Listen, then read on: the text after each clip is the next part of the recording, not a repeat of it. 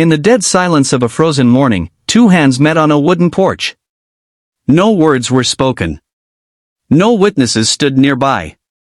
But that single handshake would change two lives forever, and leave a mark on the land that would never fade. Backhand index pointing right before the story continues. Don't forget to like, subscribe, and turn on notifications for more powerful stories from Western Storyverse. The wind cut across the plains like a blade. Snow stretched endlessly in every direction, untouched and merciless, glowing pale blue beneath the rising sun. The world looked beautiful, but beauty here was cruel. It killed the weak. It tested the strong. Elias Cole stood on the porch of his small wooden cabin, breath rising in thick clouds as he pulled his coat tighter around his shoulders. His gloves were stiff with age, the leather cracked and worn. They had seen too many winters. Across from him stood Margaret Hale. She was older now. Her hair hidden beneath a faded scarf, her face marked by time and hardship. Yet her eyes were steady. Sharp. Strong. The kind of eyes that had seen loss and survived it. They faced each other in silence. No greeting. No farewell. Only the sound of the wind and the distant cry of a crow. Then Elias reached forward. Margaret took his hand. Their handshake was firm, not desperate, not trembling. It was the handshake of two people who understood exactly what it meant. This was not a goodbye. This was a promise. The winter of 1879 arrived early. The first storm buried the land before most families were ready. Crops died beneath the snow. Livestock froze where they stood. And the roads, if they could even be called roads, vanished entirely. Margaret Hale arrived in town that winter with nothing but a single trunk and a boy clinging to her coat. Samuel was 8 years old, thin as a rail, his cheeks red from the cold. He didn't cry. He didn't speak. He only held on. Her husband had died crossing the plains. Fever took him 3 days from the nearest settlement. Margaret buried him herself beneath frozen ground, hands bleeding as she dug. By the time she reached the town of Frost Creek, she had no money, no family, and no place to go. People noticed her, but they didn't help.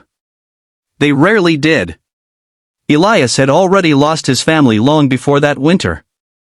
A fire. One night. Everything gone. He built his cabin outside town afterward, choosing distance over pity. He worked the land alone, trapped, hunted when he could, and sold pelts for just enough to survive. He spoke little. Trusted less. But when he saw Margaret standing outside the general store, snow collecting in her hair while the boy shivered beside her, something inside him stirred. Not kindness. Responsibility. You'll freeze out here, Elias said, his voice rough from disuse. Margaret turned slowly. Her eyes met his, guarded but unbroken. So will you, she replied. He almost smiled. There's a cabin, he said. Outside town. Needs work. But it's warm. What do you want in return? She asked. Elias paused. I don't. That was the moment everything changed. A shared winter. Margaret didn't move in with him. She moved next door. Elias helped her fix a smaller abandoned shack nearby. He showed Samuel how to split wood, how to track rabbits, how to listen to the wind. Margaret cooked meals they shared in silence. She patched Elias's coats without asking. She never thanked him. He never asked her to. They survived that winter together. And the next. Unspoken bonds. People in town talked. They always did. But Elias and Margaret never gave them reason to whisper too loudly. There was no scandal. No romance. Only mutual survival. Yet something deeper grew between them. Trust. When Elias was injured by a horse kick, Margaret stitched the wound without hesitation. When Samuel fell through the ice one morning, Elias dove in after him without thinking. No debts were spoken. No promises made. But both were understood. The land dispute. By the 5th year, the railroad came closer. With it came land claims. Men in fine coats arrived with papers and threats.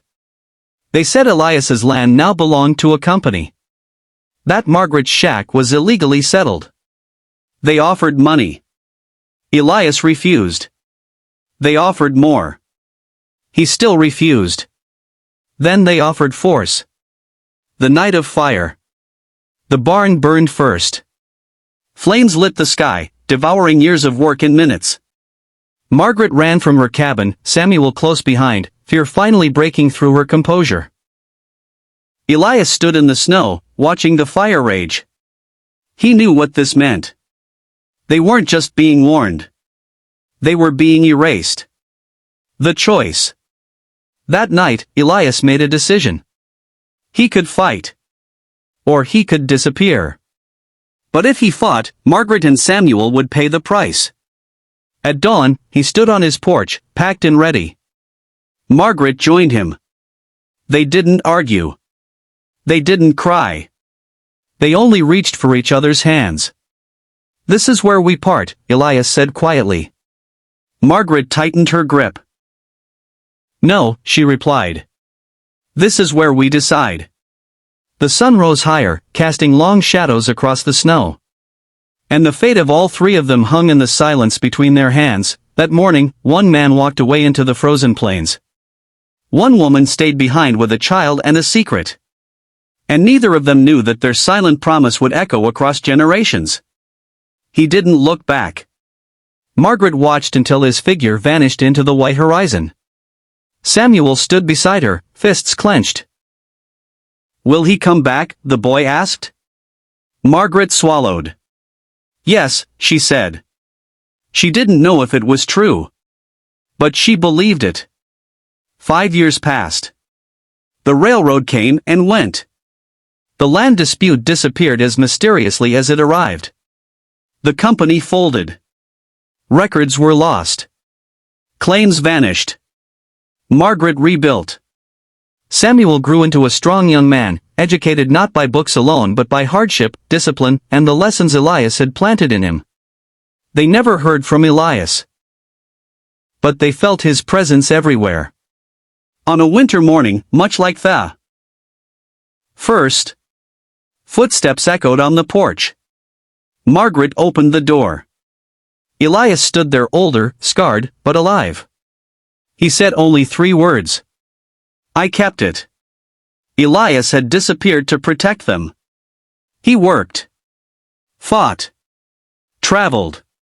And when the time was right, he returned, not for himself, but to ensure the land was free and safe. The handshake all those years ago? It wasn't goodbye. It was a pact. Elias never married. Neither did Margaret. But together, they raised a legacy. Samuel became a teacher. Then a leader. Then a name remembered. And on that same porch, years later, another handshake was passed on. Some promises are not spoken. Some love is not named. And some handshakes change the world. Backhand index pointing right. Like this video, subscribe to Western Storyverse, and comment below. Do you believe the strongest promises are the ones never spoken? More powerful Western stories coming soon.